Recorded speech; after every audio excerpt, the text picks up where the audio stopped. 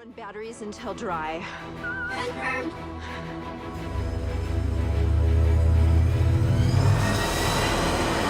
God.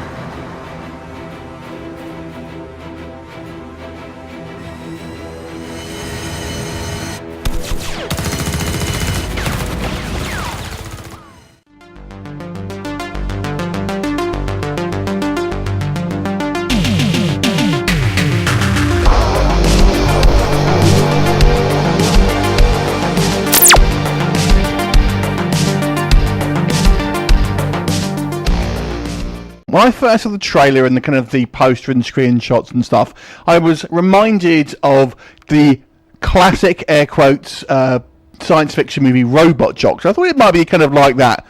Now watching it, it does remind me a lot of those kind of old science fiction movies that you got in the kind of the 80s, but I'm not talking the high budget Star Wars stuff. I'm talking the lower budget, straight to kind of video stuff that you used to get. It reminds me in particular of the movie Star Crash, which starred Carolyn Monroe, but also maybe a little bit of Battle Queen 2020 with a sprinkling of Space Hunter in here as well. Now this movie could be described as MILFs versus robots, I guess you could call it. This one stars Tracey Birdsall, and she is this character called Sienna, who is part of this kind of like human resistance movement that are fighting the kind of the robot threat that was created by the humans themselves. So it's essentially a kind of man versus machine scenario, a la kind of like the Terminator in the future, that kind of stuff. And Sienna is essentially kind of this, this kick-ass kind of female warrior. And basically she goes on a mission with a kind of small group of comrades to try and get the ultimate weapon to defeat the robotic menace. But on the way, discovers a startling revelation about her past. So what is this film like? Well, let's kind of delve into it a little deeper. Let's get one thing perfectly clear, however. This is not a highbrow science fiction movie. So if you like your 2001s, if you like your Star Treks, this movie is not going to be for you. If you like your Metal Storm, The Destruction of Jared Sin, then maybe this one might be for you. So it's a knowingly kind of somewhat cheesy science fiction B movie. And let's get any criticisms out the way first of all. The one I feel will be overall that everyone's going to say is lens flares.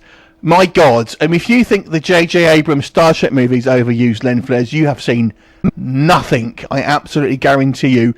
So much so that I was kind of thinking, is there ever going to be a scene without a lens flare in it? And some of those scenes, you can't even see the actor's face because there's so much kind of like light distortion, and it just is terrible.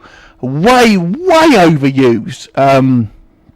So a strange design choice. I wonder if it's tied some of the low budgetness, to be honest. But it's kind of used to an effect. And I understand that it's obviously when there's scenes in this kind of like a desert, and it's meant to reflect that it's kind of very sunny and hot. But it's overused big time. The second thing for me that I've got to critique it is the plot is pretty nonsensical, and there's so much exposition in this movie. It is exposition scene after exposition scene, and because of that, the plot is kind of hard to follow and doesn't really make a lot of sense in regards to the character path that certain characters take and what's actually happening on screen. And I don't really care that much about the situation because it doesn't kind of bring you into that kind of story. In regards to the acting, Tracey Birdsall, but she plays it really lethargically, which in some ways works, and it kind of works in a little bit when you get the reveal about her character. I feel it kind of suits it in a way. She's just very, very lethargic about these kind of situations that are happening, but it's kind of works, and she looks great, but, you know, like I said, this is not a serious kind of science fiction film. She's very much kind of like got all the makeup on, the kind of the perfect hair, the cleavage shot. So she's very much so kind of like your stellar star type kind of female kind of protagonist, and the supporting cast are relatively forgettable and they kind of somewhat limited roles. in regards to the positives for me, I've got to say some of the action sequences were quite fun here, and although the robots are for the most part kind of CGI, or pretty much all of it is CGI, and in some sequences they do look a bit crap, they kind of look still fun, even in the kind of the crappy, sometimes crappy effects. They don't always look crappy, I will say. There are some pretty decent shots here, and this film is quite, aside from the kind of the overuse of lens flares, the actual cinematography here is pretty darn good, and I really kind of liked the kind of desert setting. That's why I kind of say it reminds me a little bit of Space Hunter. The kind of story doesn't, but it reminds me so much of Star Crash. But the aesthetics remind me of Space Hunter a little bit because of that kind of that desert sort of setting. And I really like the designs of the robots. They kind of almost remind me of sort of almost like Robotech sort of stuff. They kind of look sort of functional and not too kind of outlandish, if that makes sense. But they still look kind of cool at the same time. And we have a variety of kind of different kind of robot antagonists as well. And I feel this story actually does try to have some kind of social commentary. There's a little bit of commentary on kind of almost racism, I guess you want to say, or kind of at least kind of treating other classes of people and what the end results of it being. Obviously, this kind of like war between humans and robots is essentially because some of the robots feel that their AI feels that they've been mistreated by the humans, and even Sienna's character still shows that on screen. So I thought that was actually quite good, and has a bit of a kind of class divide, I suppose, more than racism. So that was a little bit of an interesting sort of commentary on this movie here, and there are quite a lot of action set pieces. It's kind of never really, it doesn't kind of go too long without kind of having a sort of a fight scene or a spaceship scene, and we do kind of do a bit of planet hopping. There's a bit of kind of like spaceship action here. And it does so much remind me of those older films, but obviously done with kind of more modern special effects.